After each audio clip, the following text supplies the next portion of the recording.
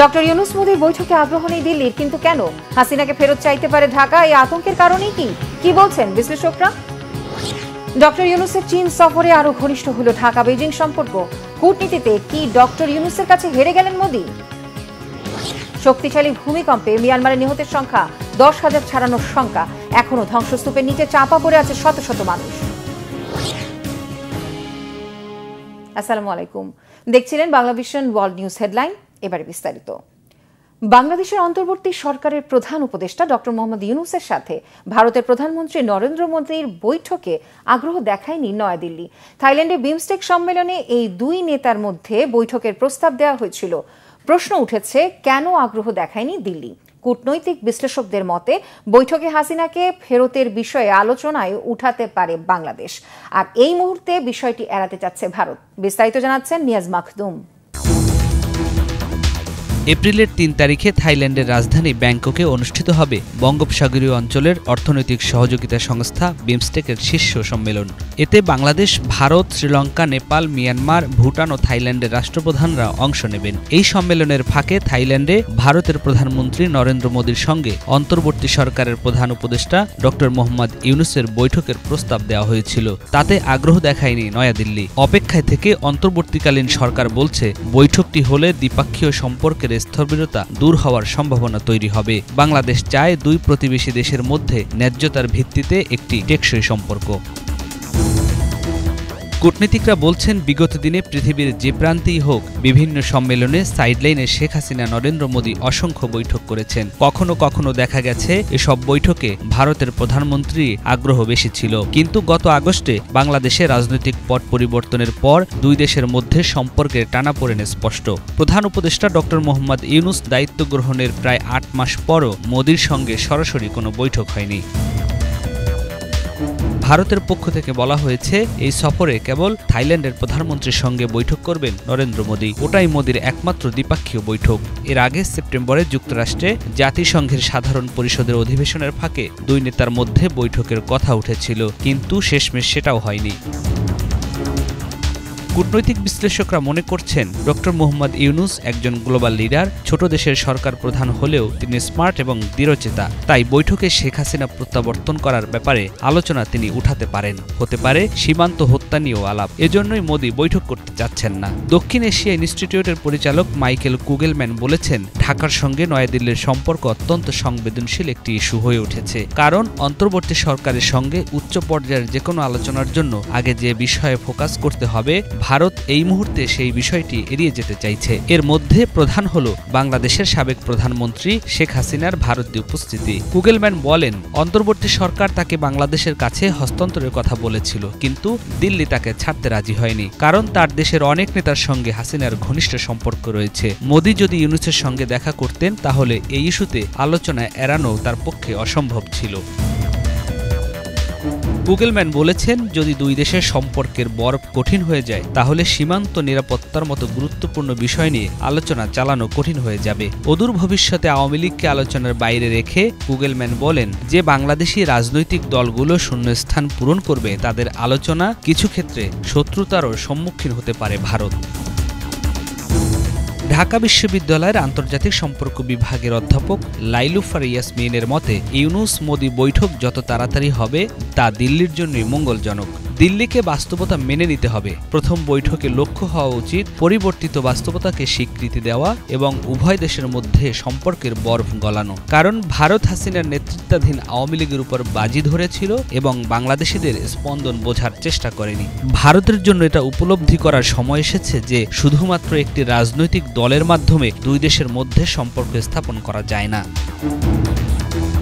Niaz Makhdoom, Bangla vision.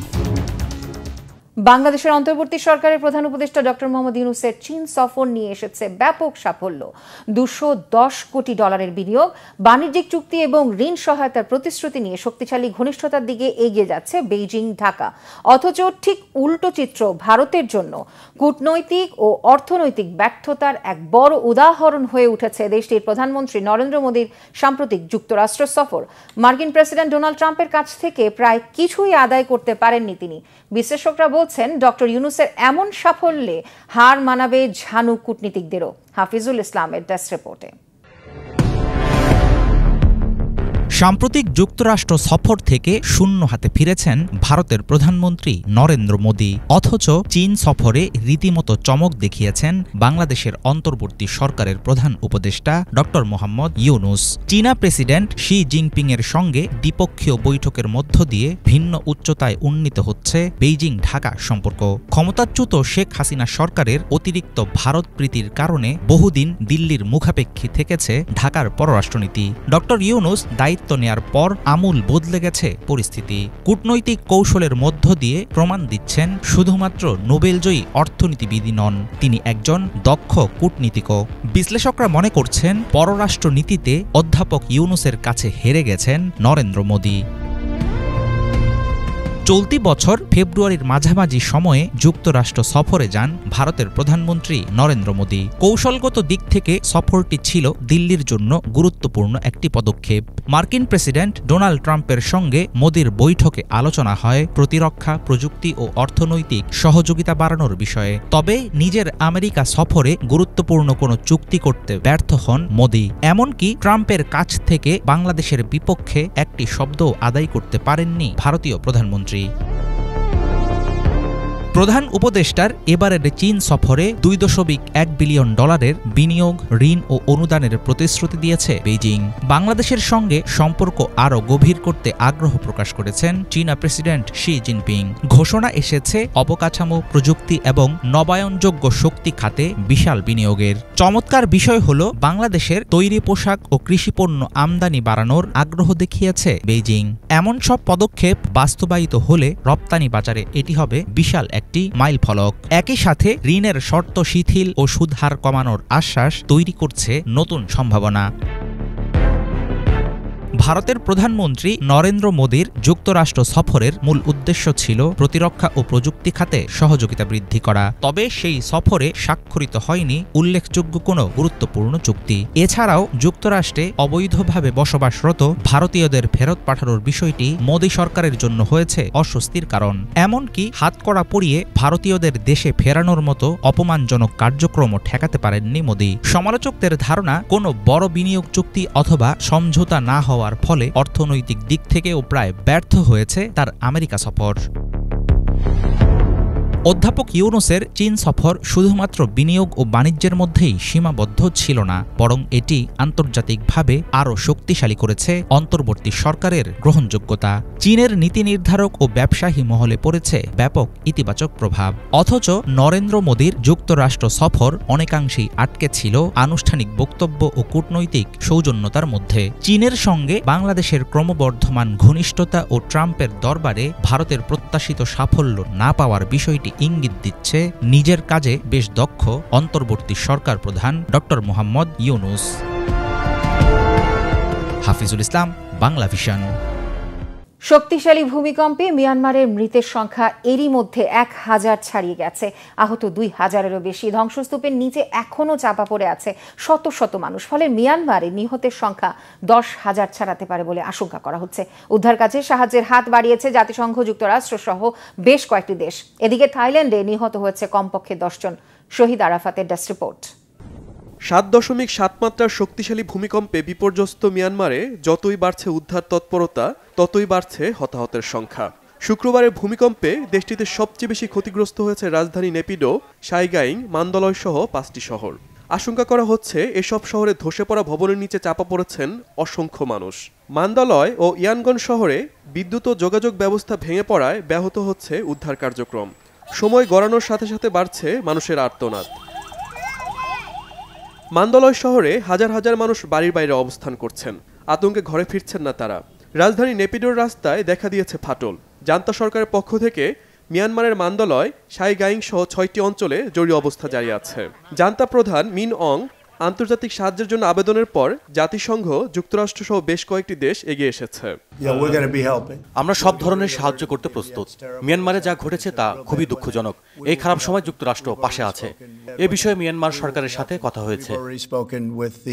এদিকে থাইল্যান্ডের শতাধিক মানুষ হতাহত হয়েছে। দেশটির রাজধানী ব্যাংককে 33 তলা ভবন ধসে চাপা পড়া শ্রমিকদের উদ্ধারের কাজ চলছে। এর আগে শুক্রবার স্থানীয় সময় বেলা 12টা 50 মিনিটের দিকে মিয়ানমারে আঘাত হানে 7.7 মাত্রার শক্তিশালী ভূমিকম্প। এটির কেন্দ্র ছিল মিয়ানমারের মান্দলয় শহর থেকে প্রায় 17 কিলোমিটার দূরে। ভূমিকম্পের উৎপত্তিস্থল ছিল ভূপৃষ্ঠের 10 কিলোমিটার গভীরে।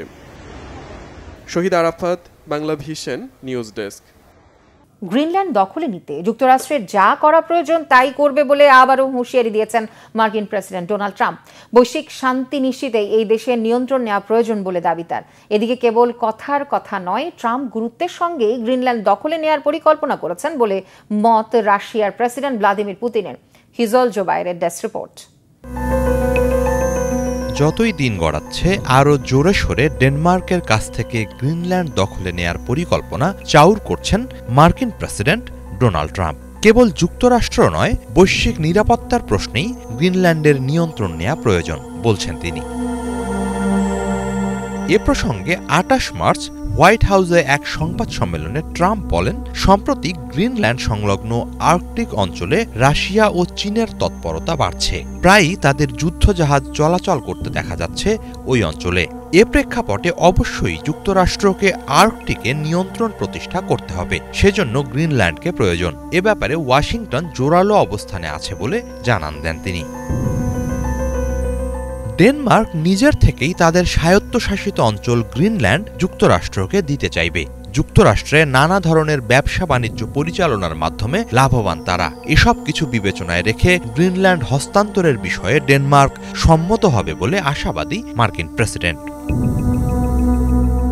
এর আগে মার্কিন ভাইস প্রেসিডেন্ট জেডি ভ্যান্সের গ্রিনল্যান্ড সফরে যাওয়া প্রসঙ্গে বলতে গিয়ে ট্রাম্প বলেন, গ্রিনল্যান্ড দখলে নিতে যত দূর যাওয়া প্রয়োজন যুক্তরাষ্ট্র তত দূরে যাবে। সারা বিশ্বই চায় যুক্তরাষ্ট্র এর নিয়ন্ত্রণ নিক।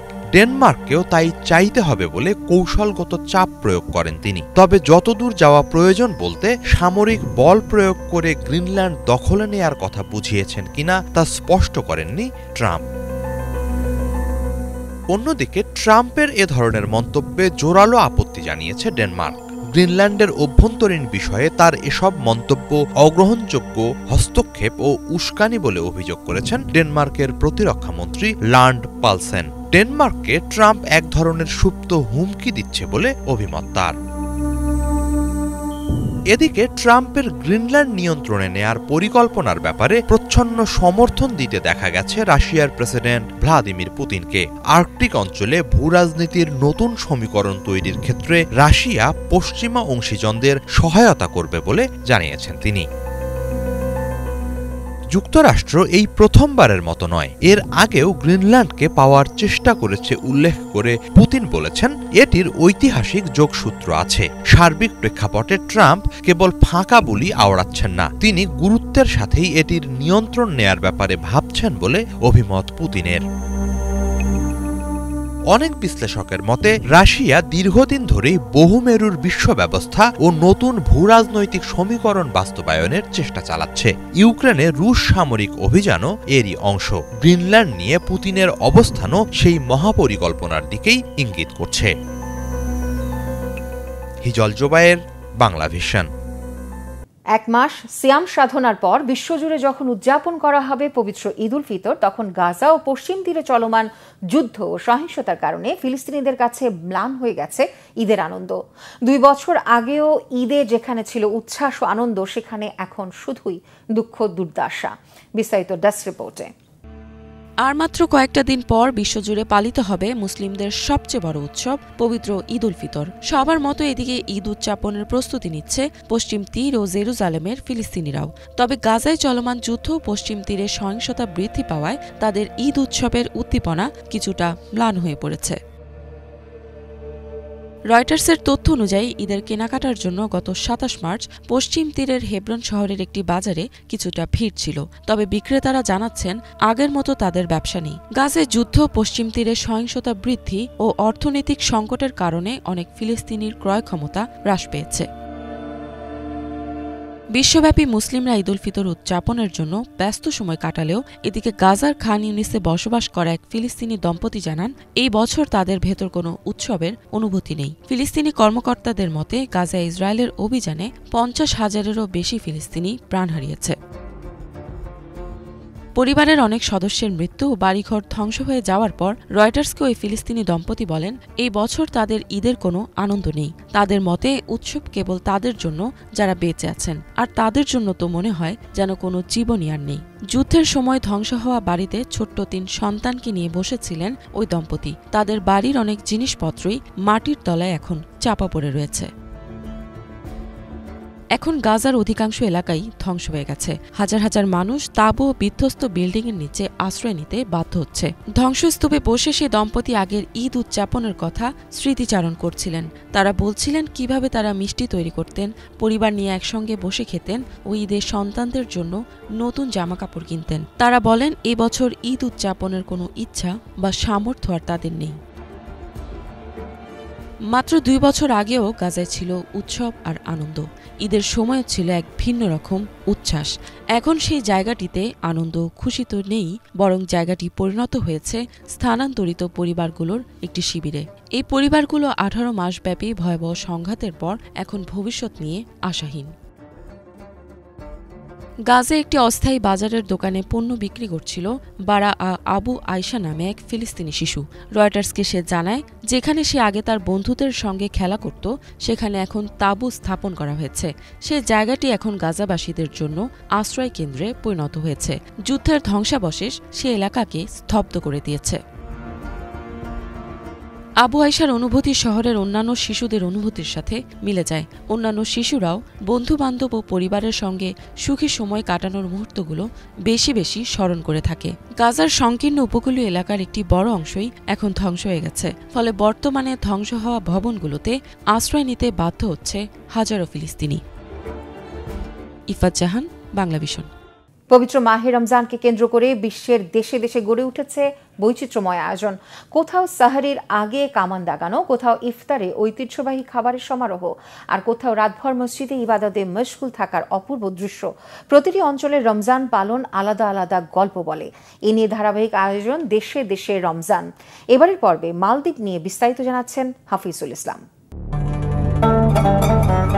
দক্ষিণ এশিয়ার দ্বীপ রাষ্ট্র মালদ্বীপ। সাগরে ভাসমান দেশটির শতভাগ নাগরিক মুসলমান। প্রাচীনকাল থেকে ইসলামের সুশীতল ছায়ায় থাকা দ্বীপটিতে পবিত্র মাহে রমজান পালিত হয় ধর্মীয় নিয়ম ও স্থানীয় ঐতিহ্যের মধ্য দিয়ে।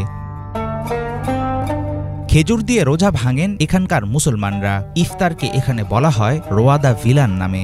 দস্তরখানে থাকে মাছ দিয়ে তৈরি কেক, কুলাহি বোয়াকিবা, ময়দা দিয়ে বানানো কেক ফনি বোয়াকিবা ও মাছের তৈরি ফিশবল গুলহা।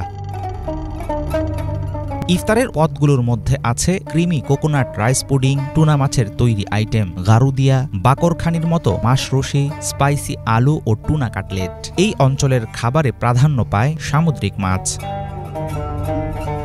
মালদ্বীপবাসীদের কাছে জনপ্রিয় আরেকটি খাবারের নাম থারিদ। ভাত, খাসি অথবা গরুর মাংসের সাথে শুকনো রুটি সহকারে পরিবেশন করা হয় এই আরবীয় খাবার। কখনো থাকে চুলায় রান্না করা মশলাদার মাছ ও মাংসের টেনিন।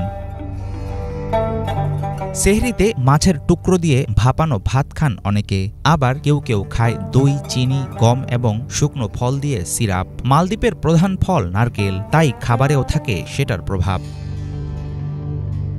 প্রাচীনকাল থেকে মালদ্বীপে মুসলমানদের মাঝে প্রচলিত আছে রাইভারু নামের রমজানের কবিতা আবৃত্তির সংস্কৃতি। ইফতারের পর সুর করে কিছু ধর্মীয় শ্লোক পড়েন মুসল্লিরা। রমজানের আগে এখানকার ঘরবাড়িতে নতুন রং করা মালদ্বীপের পুরনো ঐতিহ্য। পর্যটন নির্ভর দেশ মালদ্বীপ, কিন্তু রমজানে দিনের বেলায় প্রকাশ্যে খাওয়ার বিষয়ে আছে বিধিনিষেধ। তবে অমুসলিম পর্যটক কিংবা ভিন্ন ধর্মের মানুষজন চাইলে খেতে পারেন নিজেদের ঘরে কিংবা হোটেলে।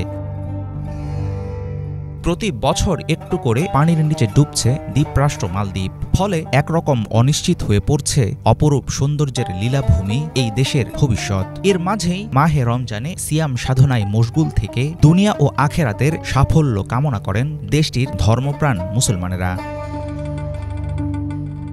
হাফিজুল ইসলাম, বাংলাভিশন। এই ছিল আজকের মতো। ধন্যবাদ এতক্ষণ সাথে থাকার জন্য।